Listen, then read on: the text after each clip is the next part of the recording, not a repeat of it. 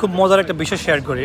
সিঙ্গাপুরে আছি আমরা, সো এখানে খুব ফেমাস একটা চা আছে তার কি, এখানে বসে বসে চা খাচ্ছিলাম।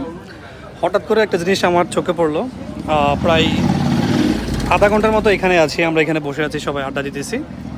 সো এই যে এটা হচ্ছে বাংলাদেশের খুব, আমাদের ভাইদের খুব ফেভারিট একটা বাইক R15, মানে বাংলাদেশে যারা বাইকার আছে অনেকের পছন্দের একটা বাইক। আধা ঘন্টা যাবৎ বসে আছি, দেখতেছি যে কি এখানে এই যে ছাবি, আরেকটা বাইক, শুধু একটা না আরেকটা বাইক, এই যে ছাবি এখানে রাখা।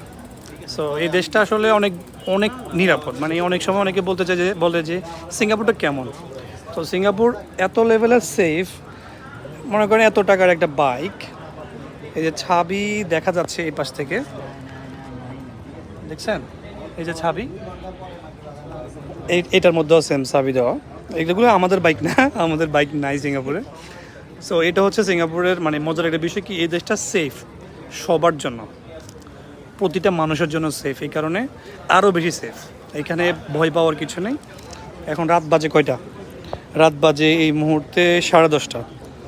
10:30 বাজে এই মুহূর্তে বাইকের মধ্যে চাবি থেকে কোথায় চলে গেছে কোনো খবর নাই। আমরা আধা ঘন্টা যাবত এখানে বসে বসে সবাই যে চা খাচ্ছি, আড্ডা দিচ্ছি। সিঙ্গাপুর এই কারণেই ভালো লাগে, এত বেশি সেফ।